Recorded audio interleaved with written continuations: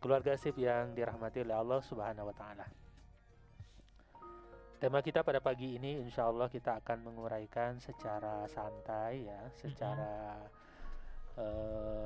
fleksibel, tidak terburu-buru dan juga tidak terlalu kaku gitu.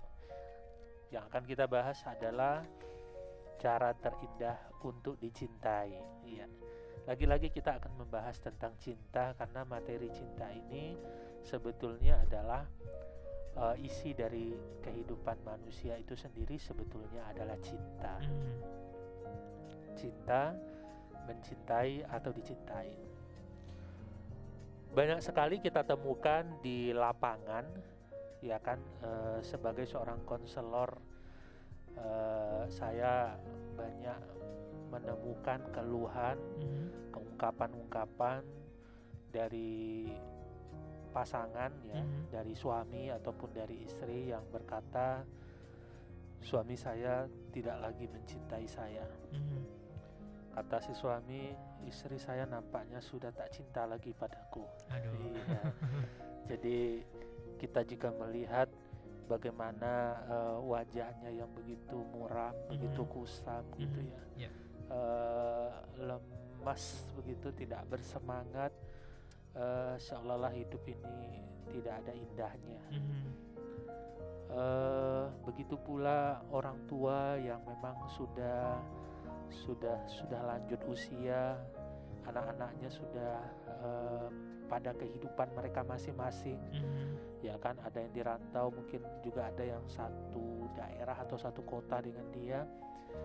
Sesekali dia berkata, anak saya nampaknya sudah tidak peduli lagi dengan saya, sudah tidak cinta lagi dengan orang tua. Kelihatannya kalimat ini tidak begitu bombastis, tapi yakinlah kalimat ini adalah racikan ya dari derita batin dari pasangan, baik itu suami, baik itu istri, akan kondisi yang dia alami. Jadi derita, luapan derita. Ini ada banyak penyebab kenapa ungkapan ini bisa keluar dari lisan-lisan sang pecinta. Pertama memang adalah karena sudah berkurang atau hilangnya perhatian. Perhatian ini penting, terutama bagi seorang perempuan. Perempuan itu yang menonjol dalam dirinya adalah, sebagaimana kita ketahui, adalah perasaan. Betul. Sehingga ada kalimat milenial ya, ungkapan milenial, frase yang kita dengar, baper, bawa perasaan. Ya kan? Ya, dengan baper itu kita melihat dia tiba-tiba menangis, tiba-tiba ngambek, tiba-tiba mungkin tertawa, bahagia gitu. Itu bagian dari baper. Nah, keluarga sip yang dirahmati oleh Allah Subhanahu wa taala.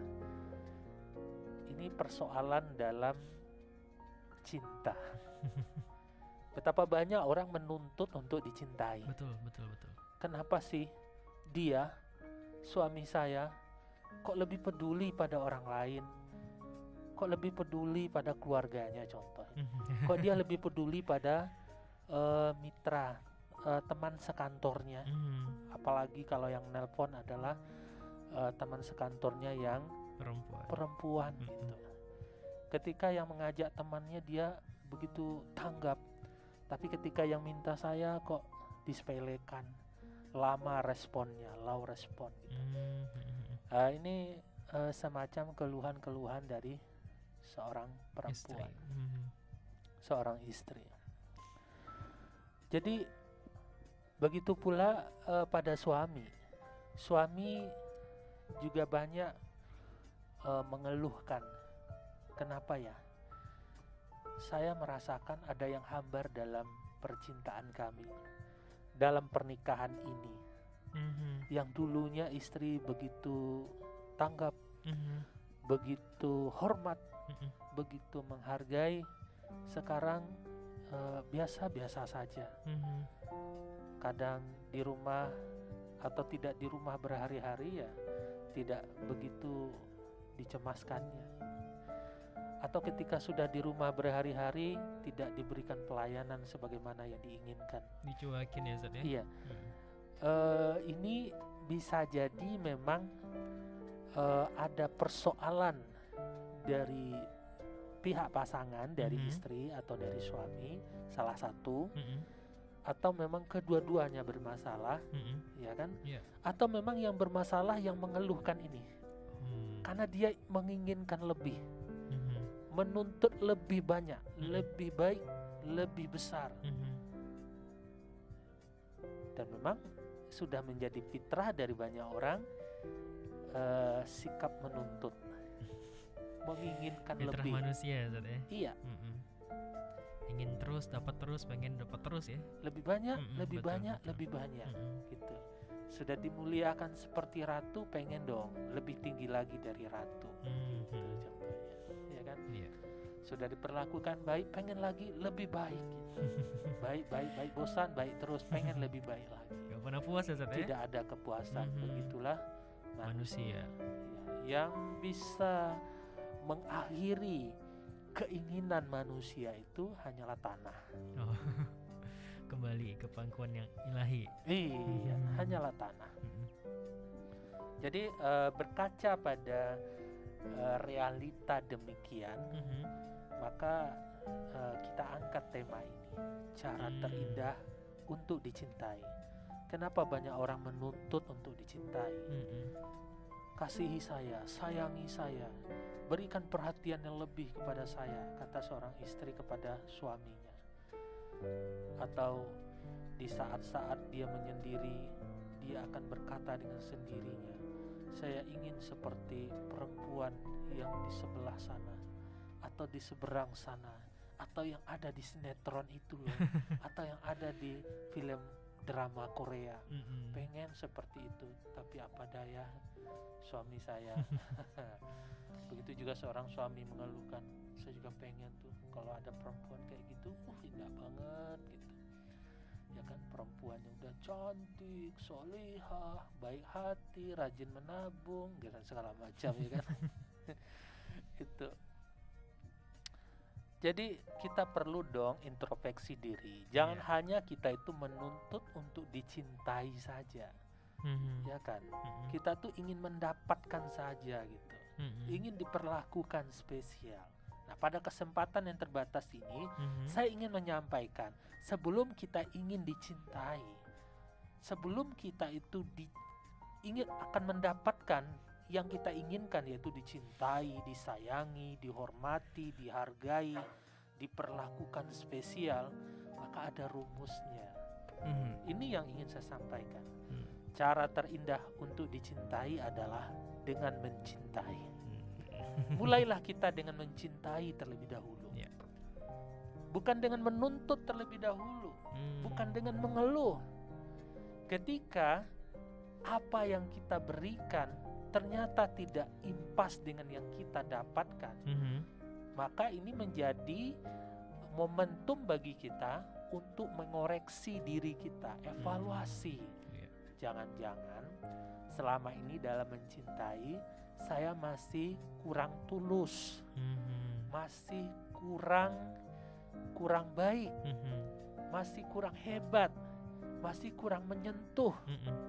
Ada yang kurang mungkin dalam diri saya, mungkin perhatian saya, atau kerja keras saya, atau doa-doa saya belum menyelipkan namanya di dalam doa saya. Ini sebagai bahan evaluasi buat kita. Dan satu catatan untuk sang pencinta adalah dia mencintai dengan cinta paripurnanya itu tanpa mengharapkan balasan seperti dia mencintai. Itulah sang pecinta sejati. Ketika seseorang itu mencintai seseorang karena harap dia juga ingin dicintai, itu orang biasa sebetulnya. Biasa. Seperti orang berbisnis. Ya kan, pengen untungnya, pengen dapat sesuatu. Nah, padahal sejatinya dalam agama kita yang diajarkan oleh Rasulullah, ketika mencintai itu ya berikanlah karena lillahi ta'ala, Al-huffillah walillah. Kita mencintainya di jalan Allah karena Allah, untuk meraih ridho dari Allah. Kita cintai suami kita, seorang istri mencintai suaminya, memberikan pelayanan terbaik, menghargai, menghormati, selalu menyelipkan nama suaminya di setiap bait-bait doanya, ya kan? Itu dia lakukan kalau karena suaminya tersebut ini cintanya dangkal sekali. Dan ini juga yang menjadi sumber seringnya terjadi kekecewaan. Cobalah yang kita harapkan itu bukan harapan yang kecil, tapi yang besar. Apa itu? Ridho dari Allah. Ya kan, memasak, berupaya untuk memberikan masakan yang enak, yang higienis, ya kan, yang sehat.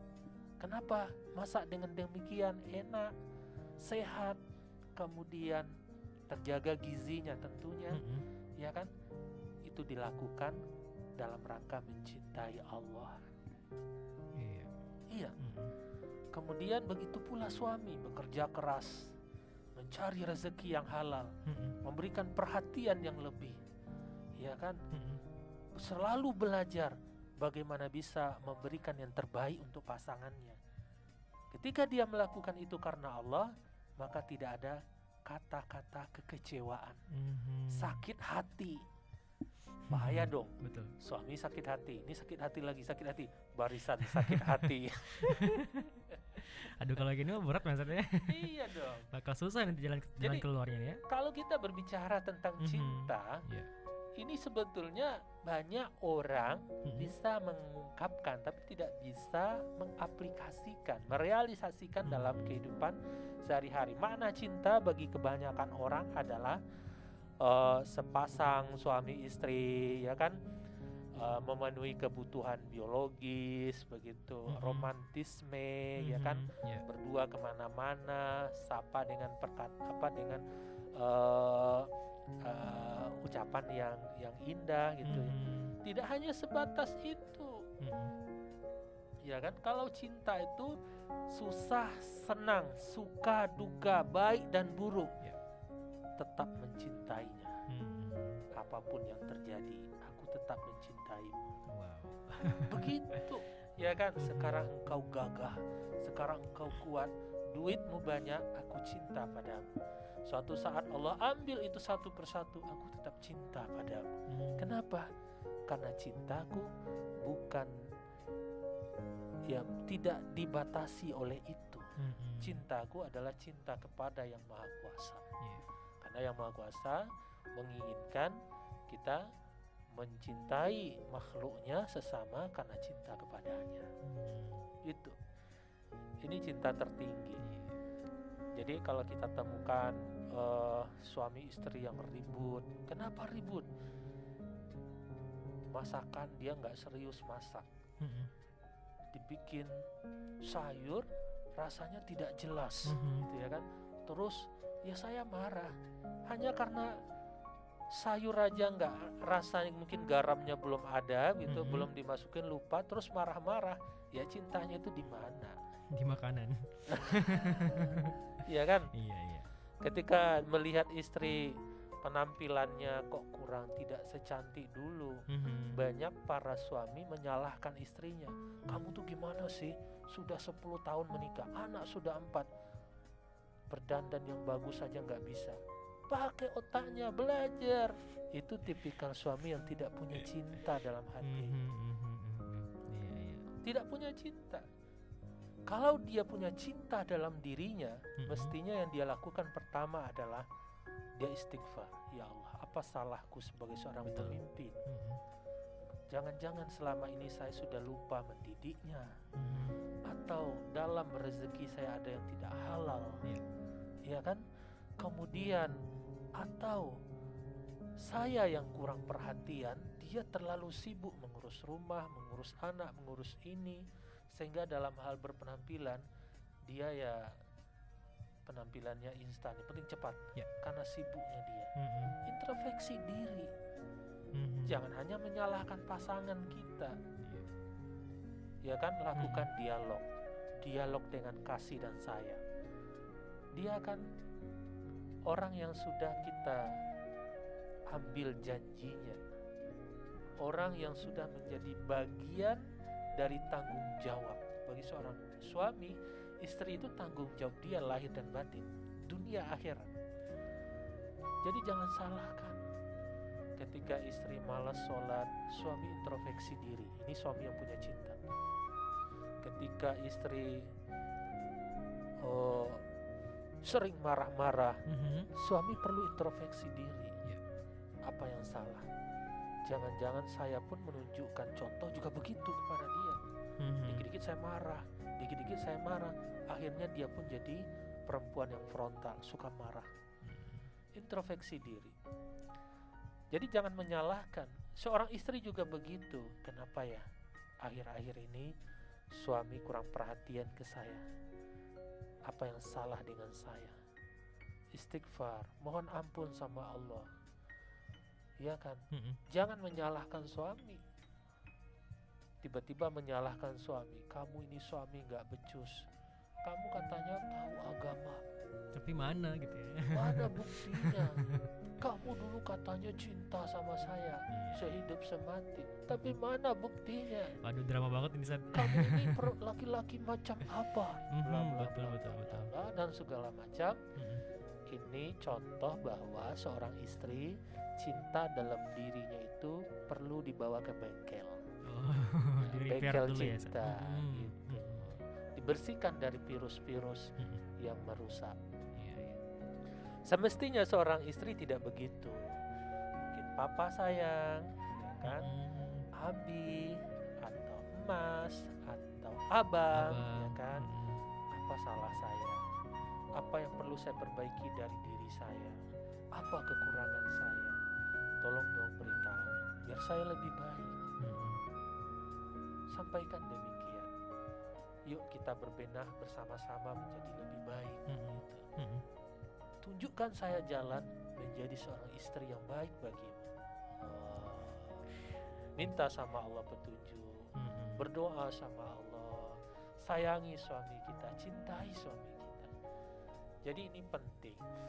Jadi titik tekan yang selalu saya sampaikan di berbagai forum adalah jangan menuntut, tapi perbaiki pelayanan kita. Apa yang kita berikan, maka itulah yang akan kita dapatkan. Mungkin tidak di dunia ini, tapi insya Allah di akhirat akan kita dapatkan. Yang kedua adalah dalam mencintai, cintailah karena yang maha kuasa. Ketika kita mencintai, contoh ini, mencintai seekor kucing, ya kan, banyak sekarang orang-orang begitu suka sama kucing. Biaya perawatan kucingnya lebih mahal daripada biaya perawatan anak gadisnya. Kalau kata anak-anak sekarang tuh majikannya kucing dia. Jadi kucingnya itu setiap mungkin sekali 2 minggu harus dibawa ke dokter hewan, kemudian ada vitaminnya, kemudian ada samponya dan segala macam. Luar biasa perhatiannya ke kucingnya itu luar biasa. Itu boleh, tapi jangan berlebihan. Dan juga jangan kita mencintainya karena kucing itu. Karena bisa jadi suatu saat kucing itu, ya kan, dia tiba-tiba sakit, ya kan, kemudian badannya menjadi kurus, menjadi jelek, masih cinta dengan kita. Terus satu. Yang kedua, bisa jadi nanti kucing itu justru menjadi penyebab ternyata sakit yang diderita oleh pasangan kita dan segala macam. Ini hal-hal yang membuat dimana kebencian itu datang, kekecewaan itu datang. Tapi kalau kita mencintai karena Allah, ya kan, kita tumbuhkan cinta, kita bangun cinta karena itu perintah dari Tuhan sang pemilik alam, ya kan, sebagaimana Islam itu adalah rahmatan lil alamin. Insya Allah tidak ada kekecewaan. Kalaupun ada, bisa segera diatasi. Iya, bisa segera diatasi. Begitu Hafiz.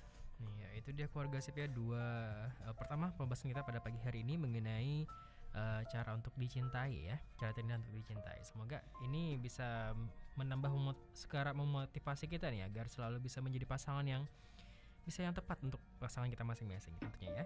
Dan keluarga sip, kita undang Anda untuk bergabung pada pagi hari ini di line interaktif 082268114887. Nanti kita bakal balik lagi dengan materi berikutnya. Tetap bersama kami hanya di Rumahku Surgaku, wujudkan keluarga idaman dan kita semua. 105,8 Radio Sip FM.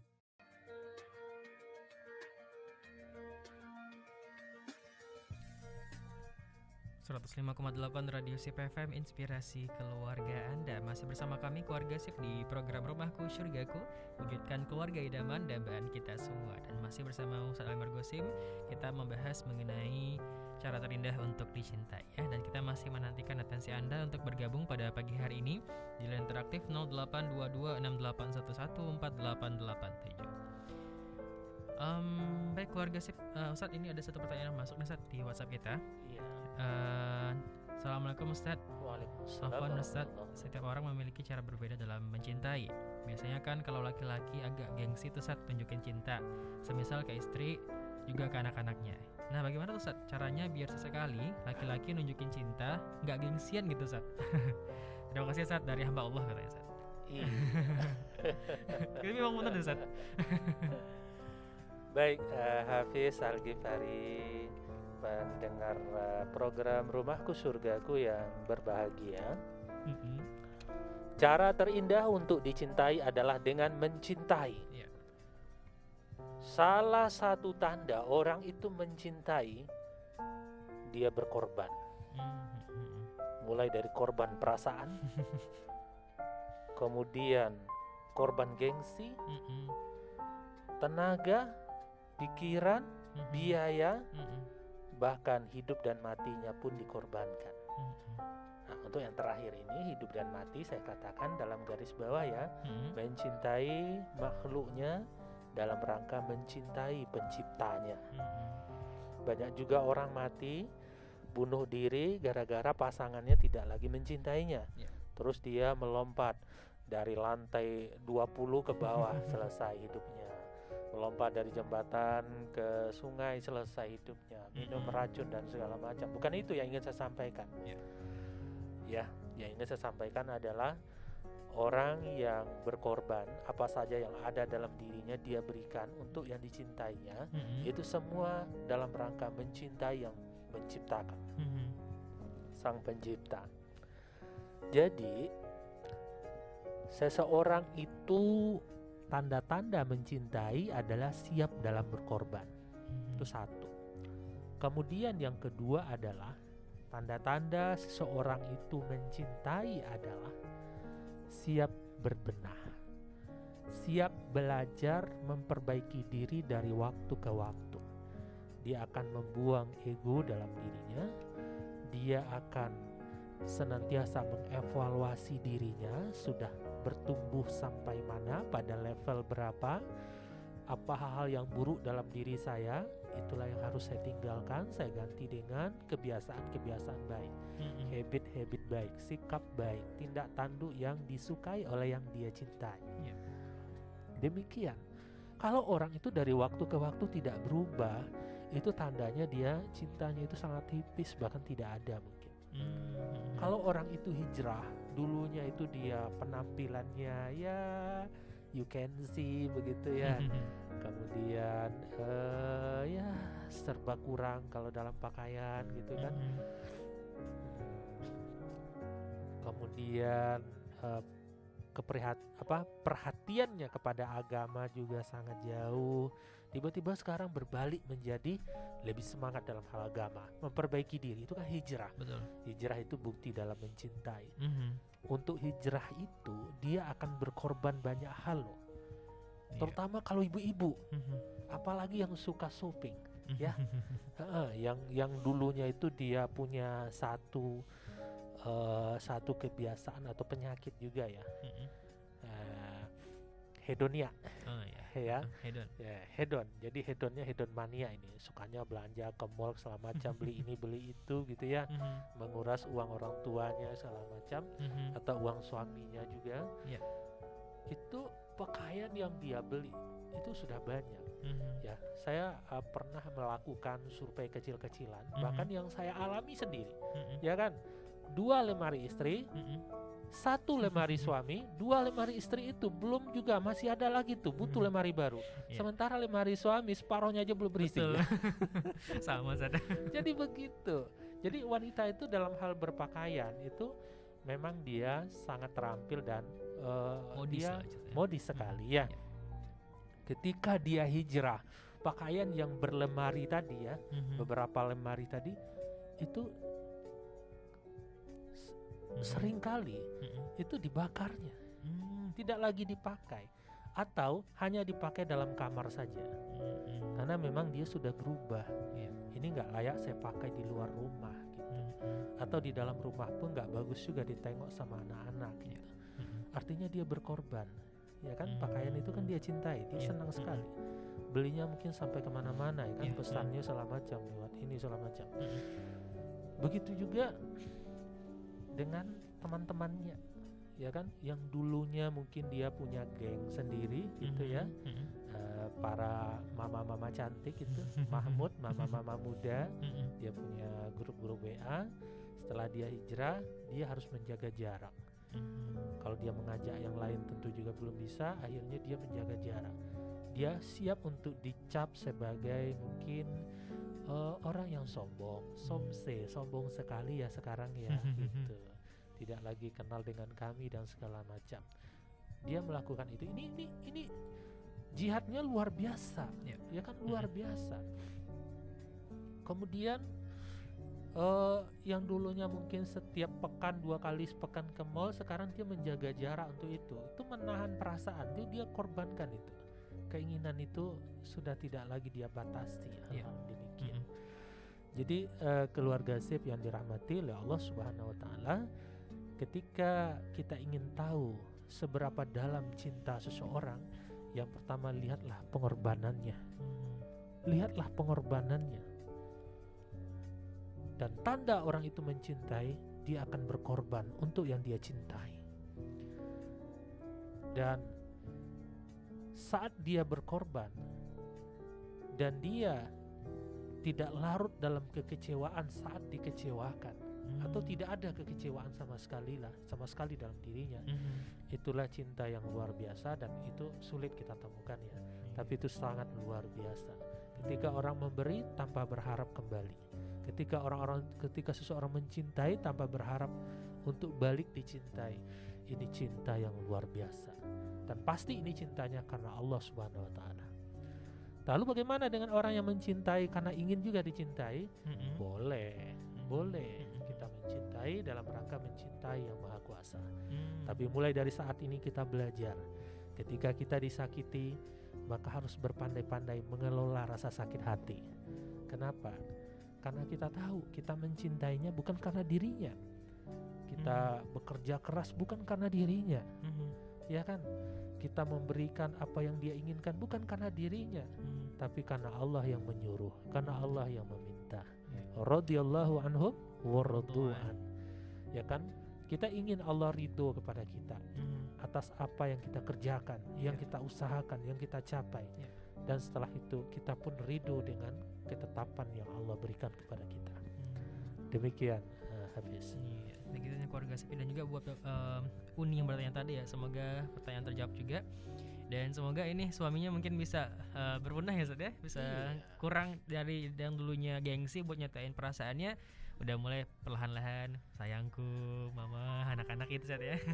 Iya, saya selalu menyampaikan bahwa rumah tangga itu adalah pabrik kebahagiaan. Artinya kalau kita berkeluarga, mestinya kita harus tahu bagaimana menciptakan kebahagiaan. Dan kebahagiaan itu pertama kali bermula dari hati yang bersih.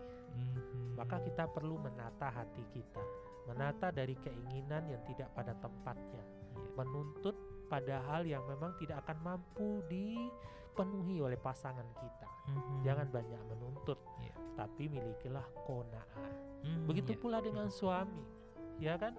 Dia harus berpikir bagaimana rumahku yang mungil ini menjadi sumber kebahagiaan bagi saya, bagi istri dan bagi anak-anak. Itu yang perlu kita miliki dalam hidup ini. Ya, Umar bin Khattab, seorang khalifah, ya kan, pemimpin agama. Betul. Khalifah ketika Umar itu ya, kekhalifahan Islam itu sudah menguasai ketika itu hampir 2/3 dunia. Di zaman kekhalifahan Umar bin Khattab, ya kan? Umar bin Khattab ini masa-masa ekspansi yang luar biasa, ya kan, sesuai dengan karakternya yang kuat, karakternya yang keras, tegas, dan iblis pun takut sama dia. Tidak main-main, ya kan? Betul. Umar yang begitu ganas di luar, ternyata di dalam rumah seperti anak TK dia, ya kan? Itu di hadapan istrinya, ya kan? Maka dia pun berpesan, kan banyak dinukil oleh para penulis. Kata Umar, jadilah engkau anak TK di hadapan pasangan. Anak TK itu manja, ya kan? Anak TK itu menyenangkan, gitu. Anak TK itu happy, hidupnya tanpa beban, ya kan? Betul. Coba dong seperti itu, ya kan?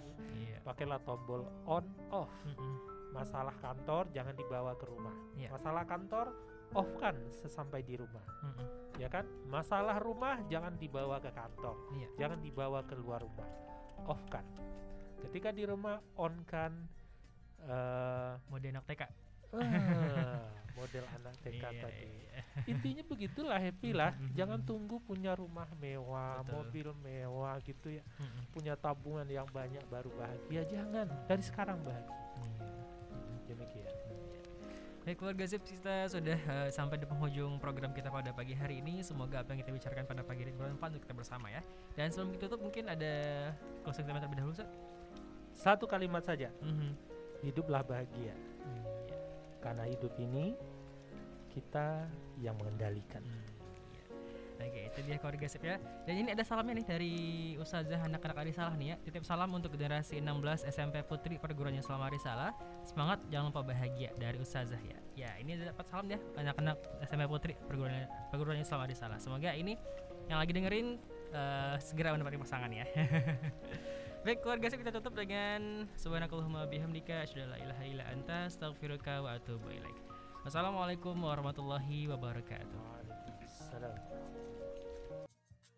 Terima kasih Anda sudah mendengarkan program Rumahku Syurgaku bersama Ustadz Ali Margosim, seorang praktisi keluarga bahagia.